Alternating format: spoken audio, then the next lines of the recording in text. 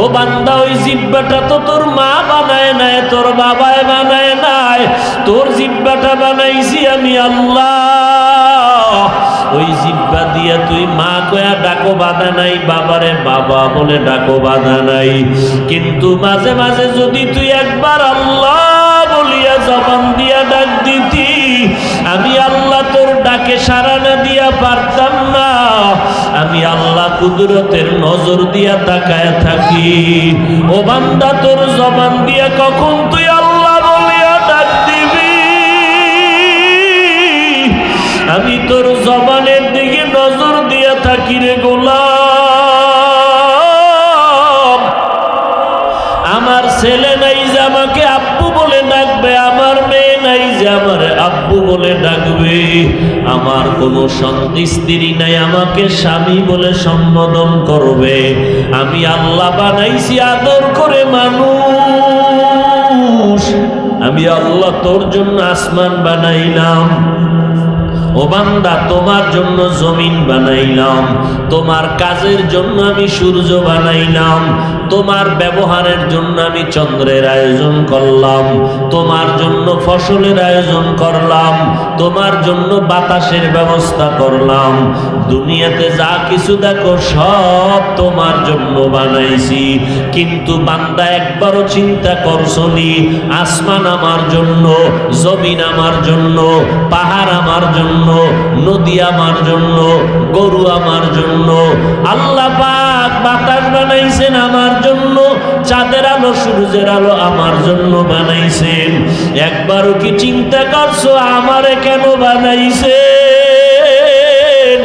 আসমান আমার জন্য, জমিন আমার জন্য, পাহাড় আমার জন্য বানাইছেন, সূর্যের আলো চাঁদের আলো আমার জন্য বানাইছেন। আমাকে আল্লাহ কেন বানাইছেন? আমাকে আল্লাহ বানানোর একমাত্র কারণ আমার জবান দ্বারা আমি আল্লাহকে আল্লাহ বলে স্বীকার করব। ও বান্দা তোমাকে একমাত্র বানানোর কারণ তুমি আল্লাহর গোলামিতে জীবনটা কাটাবা, ব্যবসা করবা, ফাঁকে ফাঁকে জবানে তুমি আল্লাহ আল্লাহ বলে ডাকবা, চাকরি করবা বাধা নাই, ফাঁকে ফাঁকে জবানে তুমি আমার মাওলার জিকির করবা। ও বান্দা তুমি গাড়ি চালাও বাধা নাই, চাকরি করো বাধা নাই, আজান যখন হয়ে যাবে কপালটা মাটিতে ঠেকায়া ডাকবা সুবহান রাব্বিয়াল আ'লা, সুবহান রাব্বিয়াল আ'লা বলিয়া যখন কপালটা মাটিতে ঠেকায়া দিবি, আমি আল্লাহ তোর কপাল মাটিতে লাগার আগে কুদরতের পাও তোর কপালের নিচে ঢুকাইয়া দিব। আমি আল্লাহকে যখন তুই আল্লাহ বলে ডাক দিবি, তোর জীবনের গুনাহ আমি এক ডাকে মাফ করিয়া দিব। ও বান্দা দুনিয়াটা কিছুই না, আমি আল্লাহ বড় আদর করে বানাইছি তোমাকে, তোমার জন্য জান্নাত বানাইছি, তোমার জন্য হুর গেলমান বানাইছি। আমি আল্লাহ তোমার জন্য কত সুন্দর বালাখানা বানাইছি। আমি আল্লাহ নিজে আরাম করার জন্য জান্নাত বানাই নাই। ওই জান্নাতটা যদি পাইতে চাও দুনিয়াতে বেশি বেশি নেক আমল করিয়া সময় কাটাও। ইন্নাল্লাযীনা আমানু ওয়া আমিলুস সালিহাত কানাত লাহুম জান্নাতুল ফিরদাউসি নুজুলা। আল্লাহ বলেন আমি জান্নাত বানাইছি ইমানদারের জন্য। ওই ইমানদার যে ইমানদার ইমানের সাথে নেক আমল করবে, সময় মতো নামাজ পড়বা, মা বাবার দোয়া নিয়ে চলবা, ওলামায়ে কেরামের পরামর্শ নিয়ে চলবা, জবানের মধ্যে কোরআন তেলাওয়াত চালু রাখবা, জবানের ভেতরে দরুদ ও সালাম চালু রাখবা, জবানের মধ্যে আল্লাহর নামের জিকির চালু রাখবা। ও বান্দা যেদিন আজরাইল পাঠাবো ওই দিন তোমার জান্নাতের ছবিটা নিয়ে পাঠাইয়া দিব। আজরাইল জান কবজের সময় তাকায় দেখবা কেমন জান্নাত তোমার জন্য আল্লাহ হাদিয়া রাখছেন। ওরে যারা ঈমান আর নেক আমল নিয়ে কবরের বিছানায় যাইবা, আজরাইল আসা মাত্র দেখবি জান্নাতের চেহারা, কেমন সুন্দর জান্নাত আল্লাহ বানাইছে। দুনিয়ার অট্টালিকা দেখিয়া কত আফসোস করো, এসি রুম দেখিয়া কত আফসোস করো রে গোলাম। এমন জান্নাত আমি তোমার জন্য বানাইছি ঈমানওয়ালা নেক আমলওয়ালার জন্য, যেই জান্নাতের সৌন্দর্য কোনোদিন চোখে দেখে নাই, কান শুনে নাই, অন্তর কল্পনা করে নাই। এমন জান্নাতটা ইন্তেকালের সময় আমি আল্লাহ ফেরেশতার মাধ্যমে ছবিটা দেখাইয়া তারপরে তোমার জানটা নেওয়ার ব্যবস্থা করব। যখন মুমিনের সামনে জান্নাতের ছবিটা ফেরেশতারা ধরবে, তখন বান্দার কলিজা ঠান্ডা হবে, হাসি মুখে তার জানটা চলিয়া যাবে। বান্দা অনুভব করবে না কখন তার জান চলে গেল। কিন্তু যারা আল্লাহর নিয়ামত পাওয়ার পর, আল্লাহর নিয়ামত ভোগ করার পর, আল্লাহর দেয়া পানি, আল্লাহর দেয়া বাতাস, সূর্যের আলো, চাঁদের আলো ভোগ করিয়া যারা আল্লাহর হুকুম মতো জীবনটাকে পরিচালনা করবে না, নবীর আদর্শ মতো চলবে না, আল্লাহ তাআলা বলেন এমন নাফরমান গুনাহগারের জন্য জাহান্নাম বানায় রাখছি। এমন জাহান্নাম ভয়ঙ্কর, মরণের আগে কেমন জাহান্নামে তাকে দেওয়া হবে। আল্লাহর নবী বলেন ফেরেশতার মাধ্যমে জাহান্নামের ছবিটা দেখানো হবে। গুনাহগারের জান কবজের সময় যখন জাহান্নামের ছবিটা দেখবে, ওই কলিজাটা উল্টায় পাল্টায় পালাইতে শুরু হবে, চোখ উল্টাইয়া যাবে, রগগুলো সিরিয়া যাওয়ার উপক্রম হবে। আল্লাহ বলবেন এরে ফেরেশতা, এই নাফরমানের জানটা কবজ করো রে, এখন আর দেরি করা যাবে না। চরমনের জমিনে ঘুমান্ত বলিয়ে কামেল সৈয়দ ইসহাক রাহমাতুল্লাহ আলাইহি বলেন, লাঠির মধ্যে আলকাতরা মাখিয়া তুলার মধ্যে বাড়ি দিলে তুলাগুলো লাঠির সাথে যেমন চলিয়া যায়। বেনামাজি গুনাহগার, বেপরদাওয়ালা, দাড়ি কামানেওয়ালা, গান বাজনা শুননেওয়ালা গুনাহগার, ওরে ওর যখন জানটা কবজ করার জন্য আজরাইল হাজির হয়ে যাবে, আজরাইল শরীরের মধ্যে যখন পাওয়া রাখবে রুহুটা ধরার জন্য, রুহুটা পালাইতে শুরু করবে। আজরাইল এমন জোরে খপ করিয়া রুহুটা ধরিয়া মন জোরে টান মারবে, ওই আলকাতরার মতো রুহুটা রগগুলো সিরিয়া আজরাইলের হাতে চলিয়া যাবে। আল্লাহর নবী বলেন তখন পানির পিপাসায় কলিজা ফেটে যাবে। এক গেলাস আর এক বালতি না, 7 নদী 7 দরিয়ার পানিও যদি দেওয়া হয় কলিজা ঠান্ডা হবে না। এই তো মরণের কষ্ট। একটা জ্যান্ত বকরির চামড়া খুললে যেমন কষ্ট, এর থেকে অনেক গুণ বেশি কষ্ট হবে বেনামাজি গুনাহগারের জান কবজের সময়। জান কবজের পরে যখন কবরের দেশে নেওয়া হবে, ওই কবরের মধ্যে যখন লাশটাকে রাখিয়া সবাই মাটি পাড়াইয়া পাড়াইয়া দিবে, গুনাহগারেরা মনে করবে আমার সাথে বোধহয় কেউ নাই, 2টা লোক আমার সাথে কবরে যাবে। যখন পায়ের মুষ্টি আর মাথার মুষ্টি খুলিয়া লাফ দিয়া দোনোজন উঠিয়া যাবে, তখন বান্দা আফসোস করবে আমার বুঝি আর কেউ নাই, আমার কই গেল বাড়ি, কই আমার টাকা, কই আমার সন্তান, কোথায় আমার আপনজনেরা।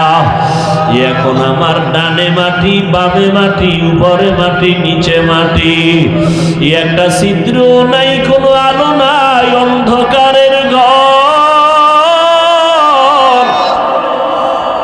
দুনিয়াতে অন্ধকার জায়গায় আমারে আটকায় দিলে আমি 1 ঘন্টা থাকতে পারি না, আমারে বালিশ ছাড়া দিলে আমি ঘুমাইতে পারি না, আমাকে তোষক ছাড়া দিলে আমি ঘুমাইতে পারি না। আর ওই অন্ধকার কবরে বালিশ নাই, বিছানা নাই। আল্লাহ পাকের নবী বলেন 2 জন ফেরেশতা কবরের মধ্যে সে হাজির হয়ে যাবে।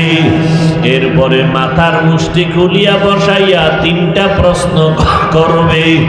রবের পরিচয় দাও, ধর্মের পরিচয় দাও, রহমাতুল লিল আলামিনের পরিচয় দাও। গুনাহগারেরা শুধু একটা শব্দ বলবে, হা হা লা আদরি, হা হা লা আদরি, হা হা লা আদরি। আফসোস আফসোস, আমি কিছুই জানি না, কিছুই জানি না, কিছুই জানি না। মদিনার নবী বলেন, আমার আল্লাহ গায়বী আওয়াজ দেওয়া শুরু করবেন আর বলবেন, ও কবরের ফেরেশতারা, এই গুনাহগার নাফরমানকে আর প্রশ্ন করিও না। দুনিয়াতে আমি আল্লাহ কম সুযোগ দেই নাই, এখন আর সুযোগ দেওয়া হবে না। আমি আল্লাহ কত সুযোগ দিয়েছিলাম, আমার দেওয়া পানি, আমার দেওয়া মাছ, আমার দেওয়া জমিনের ফসল, আমার দেওয়া নদীর মাছ খাইলো, গাছের ফল খাইলো, এত বড় নিমক হারাম একবারও আলহামদুলিল্লাহ বলে নাই। আমার দেওয়া নিয়ামত খাইয়া সিজদা করে নাই, আমার দেওয়া নিয়ামত পাওয়ার পরে একবারও শুকর আদায় করে নাই। ওলামায়ে কেরাম পায়ে ধরে ধরে নামাজের দাওয়াত দিত। এত বড় নিমক হারাম, নিজেও নামাজ পড়ে নাই, নামাজ যারা পড়তো তাদেরকেও পছন্দ করে নাই, নিজেও দাড়িটা লম্বা করে নাই, যারা দাড়ি রাখতো তাদেরও পছন্দ করে নাই, নিজেও টুপি পাগড়ি পরে নাই, যারা টুপি পরতো তাদেরও পছন্দ করে নাই, নিজেও হালাল খায় নাই, যারা হালাল ভাবে খাইতো তাদেরও পছন্দ করে নাই, নিজেও জিকির করে নাই, যারা জিকির করতো তাদেরও পছন্দ করে নাই, নিজেও তাহাজ্জুদ পড়ে নাই, যারা পড়তো তাদেরও পছন্দ করে নাই, নিজেও পর্দা করে নাই, যারা পর্দা করতো তাদেরও পছন্দ করে নাই। ও ফেরেশতা, এখন আর সময় দিয়া লাভ নাই, এখন আর দেরি না করিয়া কবরের জাহান্নামের বিছানাটা বিছাইয়া দাও, জাহান্নামের সাথে রাস্তা খুলিয়া দাও। একটা না, দুইটা না, 70 থেকে 99টা সাপ কবর ভরিয়া যাবে, জাহান্নামের আগুন কবর ভরিয়া যাবে। আল্লাহ পাক রাগান্বিত হইয়া বলবে, ওরে কবরের মাটি, এই গুনাহগার নাফরমানের দুই পার্শ্ব থেকে জোরে জোরে চাপ দাও। কবরের মাটি আল্লাহর কুদরতি আওয়াজে এত জোরে জোরে চাপ দিবে, বাজরের হাড়গুলো চুরমার হয়ে যাবে। নাফরমানের চিৎকারে পুরা দুনিয়ার মাখলুকতের কানে আওয়াজ শুনবে, মানুষ আর জিনেরা শুনবে না। ও আল্লাহর বান্দারা, মাওলার কোরআন মিথ্যা মনে করিও না। ওরে আল্লাহর নবীর আদর্শের কথা মিথ্যা মনে করবা না। ও যুবক, ও পর্দার আড়ালের মা বোনেরা, বৃদ্ধ বাবাজিরা, কয়দিনের দুনিয়ার বাহাদুরি করবা?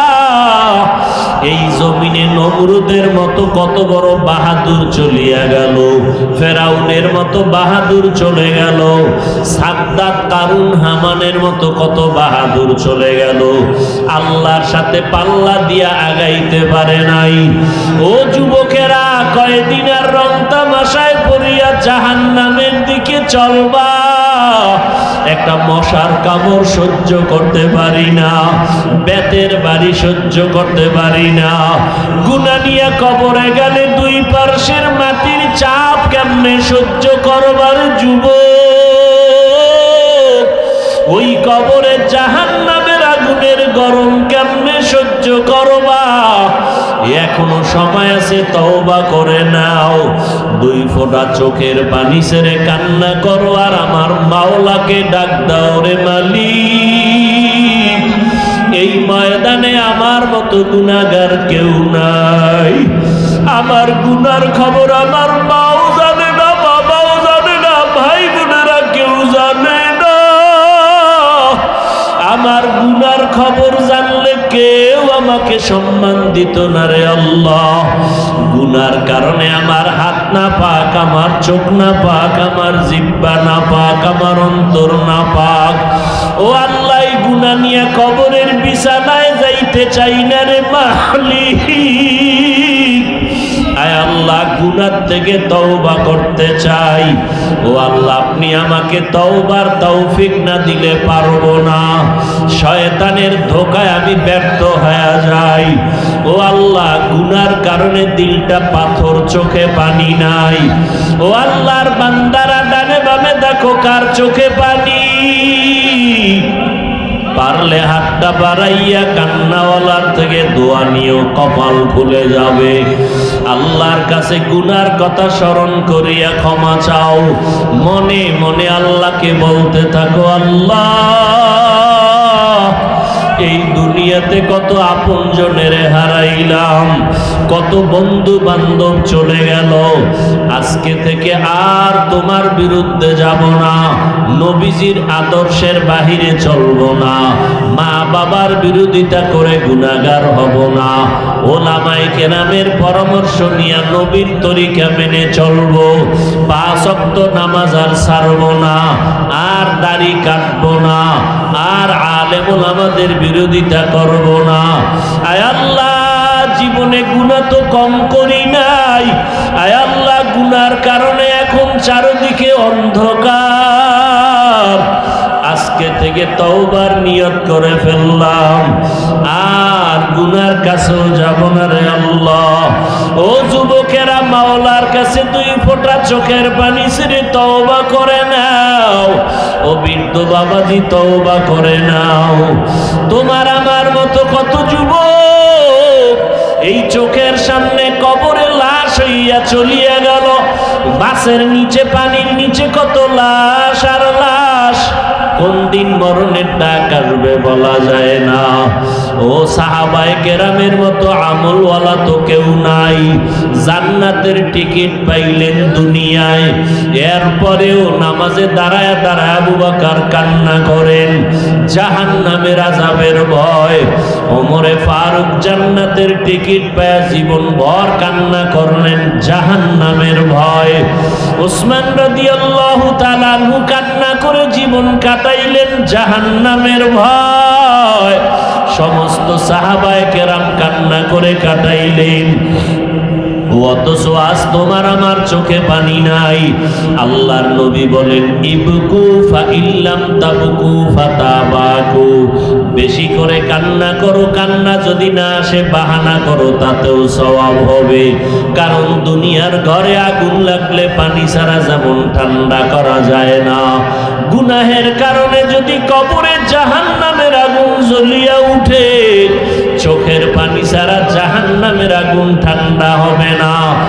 অতএব আল্লাহর কাছে তৌফিক চাও। আল্লাহ, গুনার কারণে দিলটা পাথর, চোখে পানি নাই, কান্নাওয়ালা চক্ষু দান করেন আল্লাহ, কান্নাওয়ালা চক্ষু দান করেন আল্লাহ, কান্নাওয়ালা চক্ষু দান করেন আল্লাহ। ও পর্দার আড়ালের মা বোনেরা, এখনো সময় আছে, তওবা করে নেন। স্বামীর খেদমত করে আল্লাহকে রাজি করেন। নবীর তরিকা মতে পর্দা রক্ষা করে চলেন। 5 ওয়াক্ত নামাজ পড়েন, কোরআন পড়েন, সন্তানগুলো আদর্শ মানুষ বানাইয়া যান। পেছনের গুনাহ থেকে মাপ চাইয়া তওবা করে চোখের পানি ছেড়ে দেন। মদিনার নবী বলেন, গাভীর গোলাম থেকে দুধ বের করে ভেতরে যেমন ঢুকানো সম্ভব না, জাহান্নামের আযাবের ভয়ে যারা চোখের পানি ছেড়ে দিবে, তাদেরকে জাহান্নামে দেওয়াও সম্ভব না। আল্লাহর কাছে তওবা করেন আর চোখের পানি ছেড়ে কাঁদেন। ও আল্লাহ, আপনি হায়াতের মালিক, ইজ্জতের মালিক, আপনি রিজিকের মালিক। আপনি যেদিন ডাক দিবেন কেউ ধরে রাখতে পারবে না। ও আল্লাহ, ডাক তো দিবেন, মরণের ডাক তো আসবে, তবে গুনাহ নিয়ে কবরে যেতে চাই না। আয় আল্লাহ, গুনাহ অবস্থায় আজরাইলের হাতে ধরা খেতে চাই না রে আল্লাহ। আয় আল্লাহ, মরণ তো হবে, তবে মরণটা যেন নামাজের অবস্থায় হয়, মরণটা যেন কোরআন তেলাওয়াত অবস্থায় হয়, মরণ যেন জিকিরের হালাতে হয়। আল্লাহর কাছে তওবা করেন আর গুনার জন্য আল্লাহর কাছে ক্ষমা চান। আল্লাহ বলেন পাহাড় পরিমাণও যদি গুনাহ করিয়া খাঁটি মনে তওবা করতে পারো, একটা সেকেন্ডের মধ্যে আমি জীবনের সব গুনাহ মাফ করিয়া দিব। ও আল্লাহ, আমাদের তওবাওয়ালা জিন্দেগি দান করেন। চাকরি করো বাধা নাই, ব্যবসা করো বাধা নাই, লেখাপড়া করো বাধা নাই, সংসার চালাও বাধা নাই, ছেলের পেছনে সময় দাও, মেয়ের পেছনে সময় দাও, স্ত্রীর পেছনে সময় দাও, কোনো বাধা নাই। রাত আর দিন মিলাইয়া 24টা ঘন্টা দিয়ে আমি সেট করে দিলাম। রাতের বেশিরভাগ সময় ঘুমাও, ঘুমের মধ্যে কোনো বাধা নাই।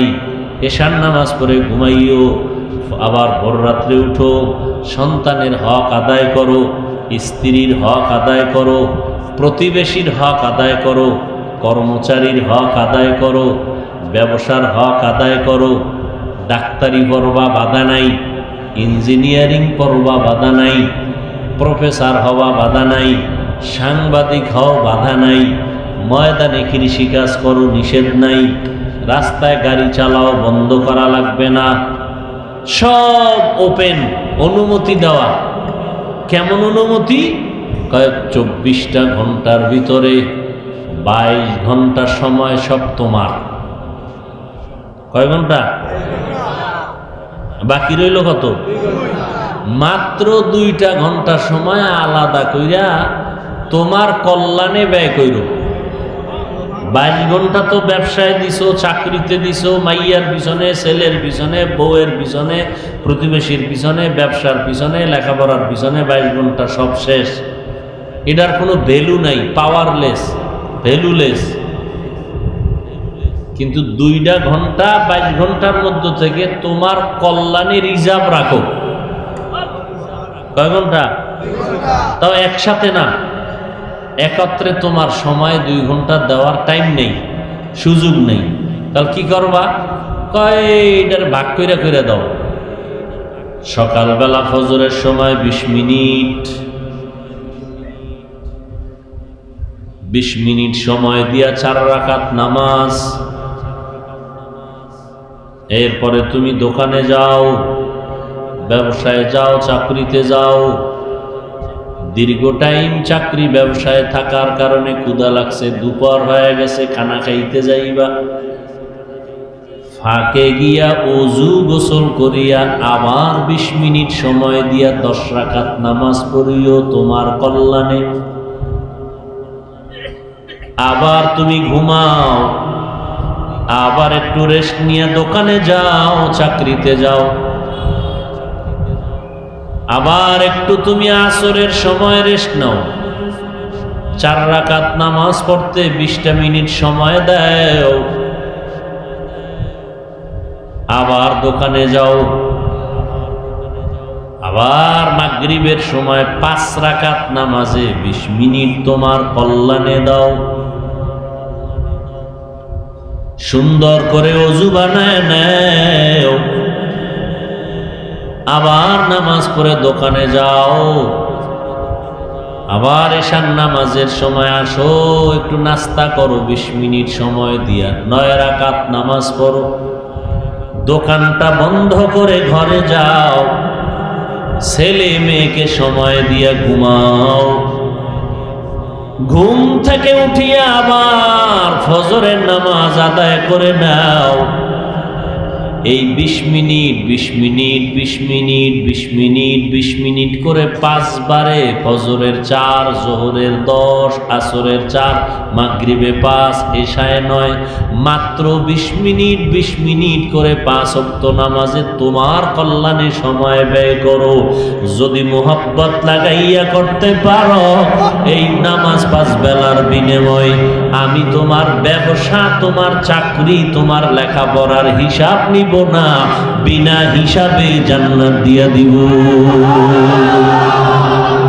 আতিনা ফি দারে দুনিয়া না হাসান, আতিনা ফি দারে উকবানা হাসান, ইয়া গিয়াসাল মুস্তাগীসিন ইহদিনা लफ्तिखारा बिलउलूमे वलगिना हर गोरीदे ने को तू तैयार है जो न मांगे उससे तू बेजार है। বাতাস দিলাম আমি, বিনিময় কিছুই চাইলাম না। তোমার প্রয়োজনে পানির দরকার, পানি দিলাম, বিনিময় কিছুই চাইলাম না। তোমার প্রয়োজনে আলোর দরকার, আমি আলো দিলাম, বিনিময় কিছুই চাই নাই। তোমার ব্যবসাও বন্ধ করতে বলি নাই, তোমার চাকরিও ছাড়তে বলি নাই। স্কুলে পড়ো বাধা নাই, কলেজে পড়ো বাধা নাই, বিশ্ববিদ্যালয়ে পড়ো বাধা নাই, চাকরি করো বাধা নাই, ব্যবসা করো বাধা নাই, ইঞ্জিনিয়ারিং পড়ো বাধা নাই, ডাক্তারি পড়ো বাধা নাই, 3 বেলা নয় 10 বেলা খাও বাধা নাই। ও বান্দা, প্রচন্ড গরমে পিপাসায় কলিজা ছটফট করে, পানি পর্যন্ত গরম। আমি আল্লাহ তোর জন্য স্পেশাল পানি নারিকেল গাছের আগায় রেখেছি। এত গরম হোক, যতই হোক না কেন, ওই পানি আর গরম হবে না। আল্লাহ মাঝে মাঝে ডাব খায়নি? বান্দা, সব তোমার জন্য। বাচ্চাওয়ালা মুরগি জবাই দিয়ে খাইতেছো, বাচ্চা মা মা কইরা কাঁদতেছে, আমি আল্লাহ কিছুই কই না, তোর জন্য বানাইছি, খা। গাভীটা সারাদিন খেরকুটা খায়, প্রতিদিন সকাল বেলা পিওর সাদা দুধ ভিটামিন তোমারে উপহার দেয়। গাভীটার বাচ্চারে আধা কেজি দুধ দাও নাই, বরং টেনে টেনে সব দুধগুলো তুমি ঘরের মধ্যে নিয়ে গেছো। আমি আল্লাহ বাধা দেই নাই। ও বান্দা, যা প্রয়োজন সব আমি তোমারে দিলাম, বিনিময় কিছুই চাই নাই। শুধু তোমার কল্যাণে 2 ঘন্টা সময় নামাজে ব্যয় করবা, 20 মিনিট করিয়া একত্রেও বলি নাই, যাতে কষ্ট না হয়। ফজরের সময় 4 রাকাতে 20 মিনিট দিয়া তোমার কাজে লেগে যাও। জহুরের 10 রাকাত নামাজে 20 মিনিট সময় দিয়া বাকি তোমার কাজে ব্যয় করো। এইভাবে সময় দিলাম।